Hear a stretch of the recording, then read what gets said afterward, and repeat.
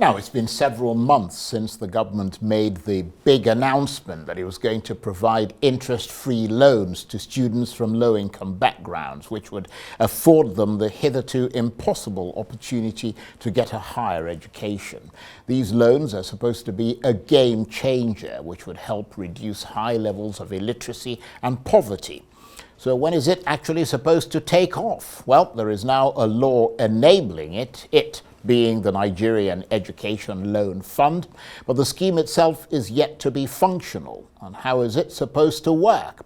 Well, the loan scheme now empowers universities to increase fees, which will be paid back as monthly deductions from the salaries of the beneficiaries 2 years after they complete their youth service. But many questions remain about the scheme. The loan conditions are stringent and many fear they won't meet the requirements. And what if the students finish school and don't get a job in a country in which huge numbers of graduates are pumped into the labour market, but only a few find work? Well, for more on this, I'm joined now in the studio by the Managing Director of the Nigerian Education Loan Fund, or NEL Fund, Mr. Akintunde Sawyerr. Thank you very much indeed for coming in. Good evening, sir. It's a real pleasure to be here. Just remind us of how this student loan scheme is supposed to work and where things stand at the moment with it, because it's been several months now since that big announcement. I mean, I know you've been making incremental sort of progress, but you know, the government made a big announcement that it would provide interest-free loans to students with low-income backgrounds. Indeed. So, you know, where does it stand today? On the 3rd of April this year, 2024, the President of the Federal Republic of Nigeria, President Bola Ahmed Tinubu, signed into law a monumental act that seeks, as you say, to bridge the financing gap for applicants who want to get a higher education, that's at tertiary level, and who want to get vocational training so that they can actually take advantage of skills they have or natural talents they have, to get proper qualifications, because the government is prepared to finance the gap for them, that enables them to be more marketable and more useful to society, to the Nigerian society. Where does it stand today? Well, we're in the midst of a sensitization campaign, of which this interview is part, to actually begin to let Nigerians understand how the scheme is going to work. The first thing I can tell you is that we're going to roll this out in phases. The first phase is going to be with federal institutions, and then we're going to move to the other institutions of state. It's going to be public sector mainly at the beginning. You know, the tertiary institutions will be public sector owned, because that's where we find the bulk of students who perhaps need the financing cover, if you like. And we have a system that hopefully makes this have national spread and some degree of equal opportunities for those who have the desire, the capacity, and of course the eligibility to be able to afford, to be able to engage in the scheme. Well, we'll talk about eligibility in a minute, because that's obviously an important thing and that potentially could be controversial. But when is it actually going to properly take off? I mean, when can students come and apply for a loan and get a loan? Okay, so that's a good question, because everybody wants to know that. There's been a great deal of public enthusiasm and expectation around this. We're actually going to open up the portal for applications on the 24th of May.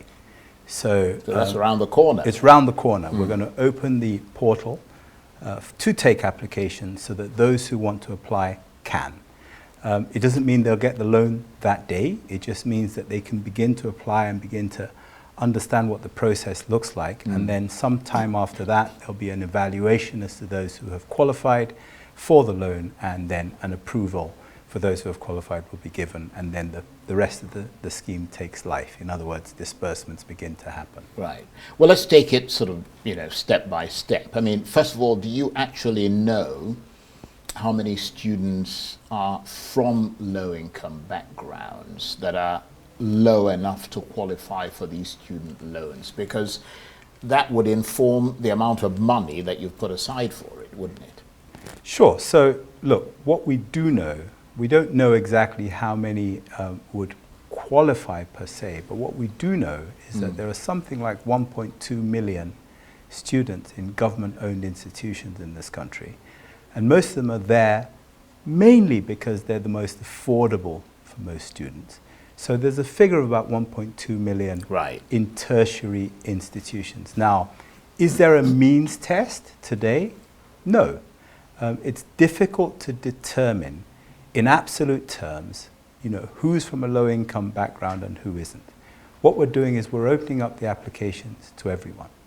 We'll do an evaluation, and whatever data we have that helps us determine the need, or the most needy, should I say, we'll use to make judgments. Well, not to make a joke of it, but is it going to be eeny, meeny, miny, mo? You know what I mean? Like, 1, 2, 3, 4. Oh, let's go for that one. No. You see what I mean? Because, I mean, if you haven't got a way of testing the means of people, I mean, doesn't that sort of throw it all up? Sure. No, absolutely. Generally when you're getting information, you turn information into intelligence, and then you use that intelligence to make decisions. Okay, but you've got to get the information first. Remember, this is a scheme that's just being launched in Nigeria. It's never been done, well, at least in recent times before. We know that income levels have been dropping generally over the years. We know that poverty levels have been increasing. Those who were poor perhaps 10 years ago may not be poor now, and vice versa. There is an exercise that we have to carry out in looking at these applications, seeing who exactly is applying, and then making some decisions. Again, I'm going to say we need the information. When applications begin to come in, we'll turn that information into intelligence, and we'll use that intelligence for decision making. It's not eeny, meeny, miny, mo. It's just the way that you do things, right? You don't sort of pick and choose, randomly. You've got to get the information in. There's latent demand out there. There are people out there who need to get an education and don't have the money to do it. Presumably, there's a set of people who won't apply for the loans because they don't need it. Right. So how do they prove they haven't got the money? Well, the truth about it is that if you've applied for the loan, we will make a determination based on the information you provide to tell us. That's what I'm saying. What information would they have to So one of the things, for example, that they will be providing is their BVN. Okay, so based on that, we'll be able to make some sort of determination as to how much money they have. In their accounts. In their accounts, yeah. There's also a declaration that states, that asks them to say how much of a need they have. That declaration in itself is a self-declaration based on some degree of trust. Okay, but remember, this is not a grant, this is a loan. Sure. So if you're wealthy and you take a loan, you still have to pay it back. It's a loan, it's not a grant. What we're trying to do is say, look, you have the right to apply for a loan. Once you've applied for the loan, remember, you're going to have to pay the loan back at some point. Therefore, we expect that it's those who really need it that apply for loans. Well, I mean, looking at some of the qualifying requirements, one of the big ones that caught a lot of attention is getting guarantors from specific professions and fields. I don't know if that's changed, but how is someone who is poor and from a rural area supposed to get 2 guarantors who are a senior civil servant, a lawyer with at least 10 years experience, a judicial officer, or justice of the peace? I mean, how are poor Nigerians supposed to know such people? The simple answer is that they're not. They're not supposed to know such people, which is exactly why the law that was signed into, the act that was signed into law by the President on the 12th of June 2023, which had those provisions that you just described, have removed them, has been repealed. Right. And a new act was signed into law on the 3rd of April 2024 by the President, Bola Ahmed Tinubu, His Excellency. He signed a new law, and actually he transmitted the old law to the National Assembly and asked for it to be repealed and reenacted, precisely for this type of reason, to say, hang on, we're not going to be able to catch the people that we really need to catch, the people we really need to help. So the new law has taken away those barriers to entry, those opportunities for people who can't reach such people to be able to apply for the loan. The other thing that that does, by the way, is that it prevents any opportunity for gatekeepers, for gateways, for people to set themselves up as guarantors and receive, benefits for that. So that's gone. In the new law, that is no longer there. Right. Well, that's good to know, because that's why it's important that you're doing this sensitization sort of thing. But for people who have any skepticism at all about these loans, or perhaps some reservations about the process of accessing them, what's your message? So, look, I think the most important thing, so in the first instance, the people who are wanting to improve their lot in life, wanting to improve their lot in life by looking for an education, tend to be people who are quite focused. My message to them is, look for the information, ask the right questions, come to us, reach out to us directly if you're unsure, so that we can clarify for you. One of the reasons I'm here is to be able to say, hey, look, we're totally accessible. If you're not sure, ask the question. If you're sure, but you want to cross-check, we're accessible. We're ready to answer questions. And we're going to be doing a round of sensitization visits to institutions, to various places, to actually educate people. But you know what? That's a push strategy. We're saying, come to us, come and pull us, come and ask us questions. We'll give you the answers, because we need people to know what this is all about. And then they can make an informed choice as to whether they want to do it or not. The category of people we're looking for, or that are likely to benefit from this most, is already the category that are seeking a better education, who are seeking information, who are seeking understanding. So for us, actually, that's the natural bedrock of people who want to get an education, improve their education. Come to us, we'll give you the answers. Right. I mean, you're speaking of it as a kind of silver bullet, which I suppose takes away the uncertainty. I mean, that's what would be expected of you. You're the managing director of the scheme. But, I mean, is there any part of it that you would highlight that makes you feel just a little bit that it might be a risky project? Well, yes. I think, there's always a risk when you say to people, hey, look, here's an opportunity to take a loan.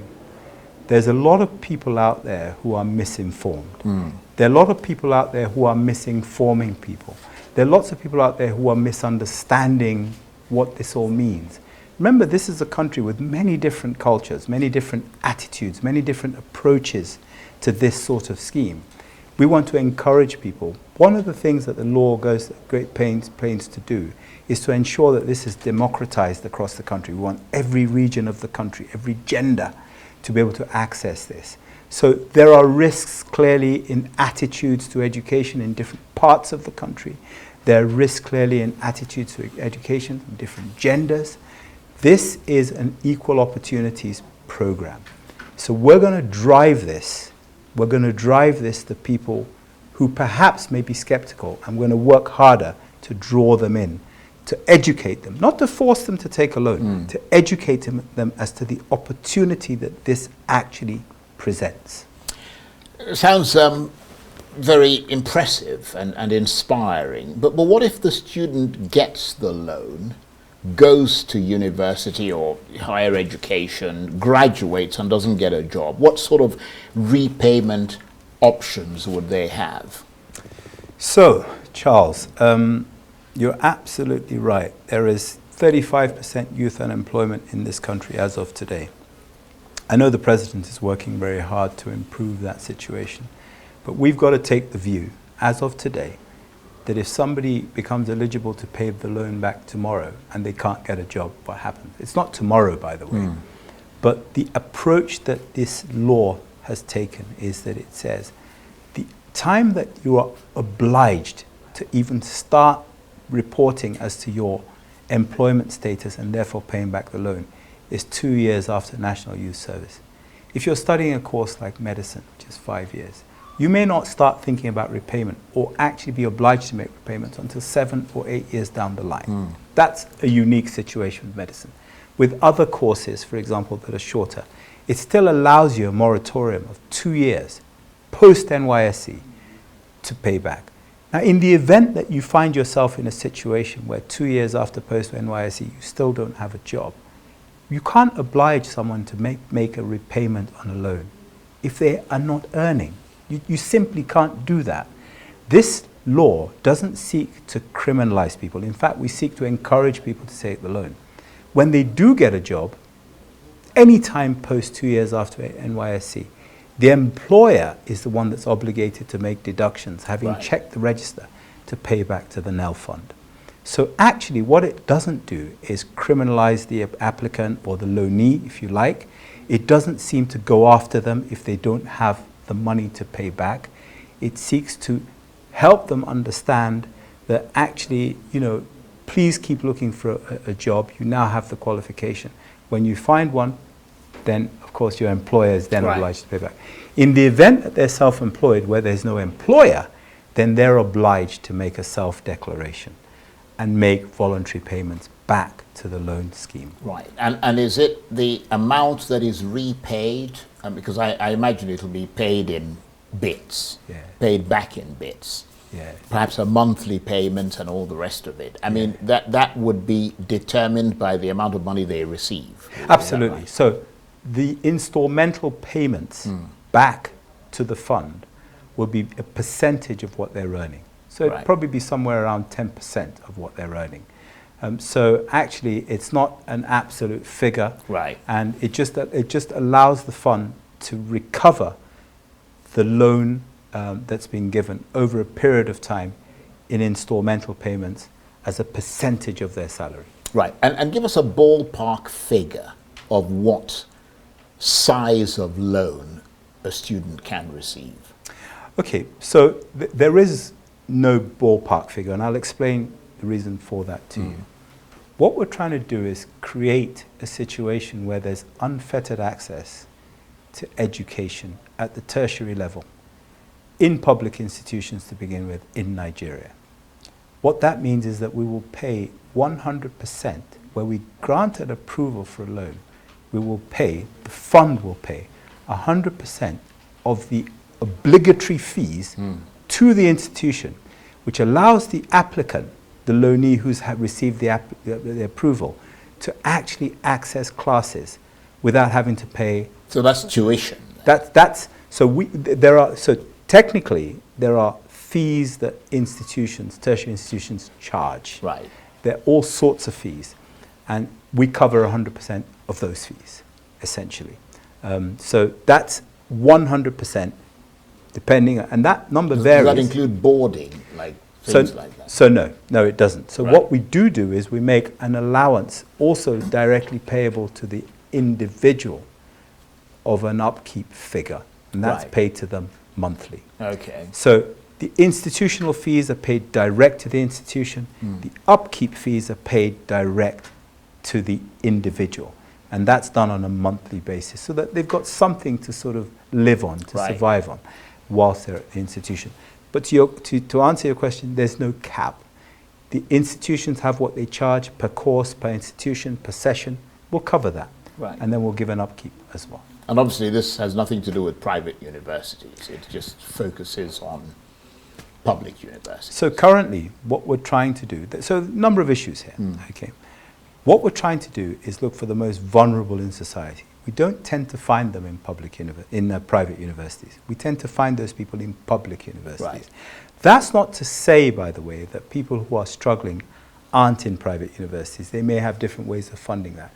But remember, what we're trying to do is stretch these funds to as many people in society as possible. And if we target people in public institutions, then the funds will stretch a lot further. Well, the reason I say that is that, I mean, obviously you've lived abroad and you know what goes on. It